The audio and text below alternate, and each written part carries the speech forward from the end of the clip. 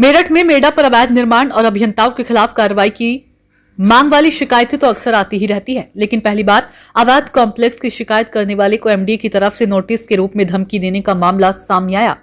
रिजवान का आरोप है कि जाटव गेट क्षेत्र में उसके आवासीय मकान के बराबर में सैफुद्दीन द्वारा किए जा रहे निर्माण को पिछले माह अगस्त में सील कर दिया गया था, लेकिन सील के बावजूद उस जगह 4 मंजिला अवैध कॉम्प्लेक्स तैयार करके पिछले हफ्ते उसमें सैफू क्लॉथ हाउस के नाम से कपड़े का एक शोरूम खोल दिया। बहुमंजिला इमारत से पड़ोसी रिजवान के 90 मीटर के रिहायशी मकान की दीवारों में दरारें आने की वजह से मकान क्षतिग्रस्त होने लगा।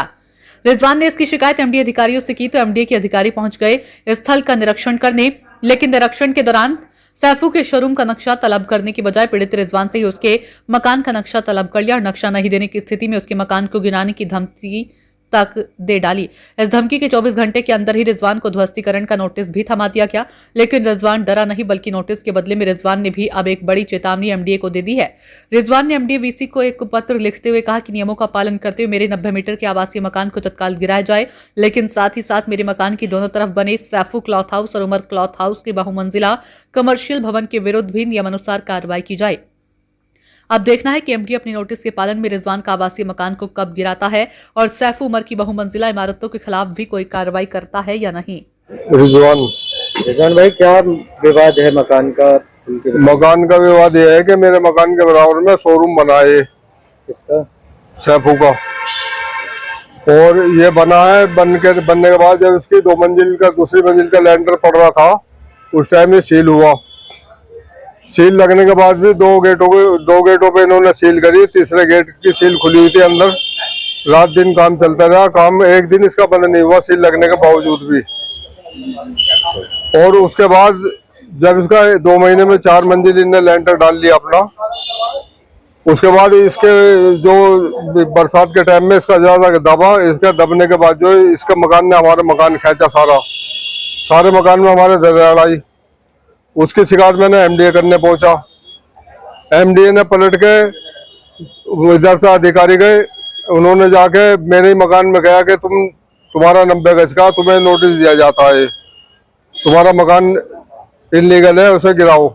सैफू का जो शोरूम है उस पर कोई कार्रवाई? उसमें कोई कार्रवाई नहीं हुई। मेरी शिकायत करने के बावजूद भी कार्रवाई कोई नहीं हुई इस पर कैसी भी। तो अब आप जब आपके मकान को गिराने का कहा तो फिर आपने कहाँ पर शिकायत की है? मैंने वीसी साहब को भी करी है और कमिश्नर साहब को भी करी है। आपको कोई एमडीए ने नोटिस दिया है? एमडीए ने नोटिस दिया मुझे मेरे मकान के गिराने का। जबकि गिरना उनका चाहिए था, 2 महीने में 4 लेंटर डाले और नोटिस मिला मुझे। अब उसका मैंने जवाब, कार्रवाई चल रही है, क्या जवाब आपने? उसका मैंने नोटिस में जवाब दिया है कि पहले मेरा मकान गिराओ, साथ में इन दोनों के भी गिराओ बराबर में, सैफू का भी उमर का भी। फिर क्या कहा एमडीए ने? अभी एमडीए ने कुछ भी कोई बात ही नहीं हो रही, कैसे भी कोई करवट ही नहीं ले रहा। क्या कोई दबाव भी था कि शिकायत वापस ली जाए? हाँ, मेरे को दबाव था। कल थाने की पुलिस आ रही थी कि जी इस मामले को निपटाओ, इस मामले को निपटाओ। भाई मैं कैसे निपटाऊं? उनको हल्फिया बयान दो अपने लिख के। तो हल्फिया बयान तो मैं जब दूं, जो चीज मैंने लिख के दे रखी उस पर कार्रवाई करो आप। तो आप ये चाह रहे हैं कि अगर मेरा मकान गिर रहा है तो साथ साथ उनका भी बिल्कुल गिरना चाहिए। इसका मेरा तो वैसे भी था क्या सैफू के शोरूम? ना नक्शा इनका पास है ना किसी और का पास है, जो बिना नक्शे के तैयार हुआ है 4 मंजिल। तो एमडीए ने अभी इसमें कोई कार्रवाई की है? एमडीए की कोई कार्रवाई किसी तरह की नहीं हो रही। सील लगने के बाद जिसका काम चल रहा हो तो वो कार्रवाई क्या होगी उसमें? आपका आवासीय मकान है या? आवासीय मकान है मेरा। और सैफू जो बना रहा है ये भी शोरूम बना रहा है, 4 मंजिल चढ़ा लिया शोरूम। कोई कार्रवाई अभी तक कोई कार्रवाई नहीं हुई। क्या अपील करेंगे आप?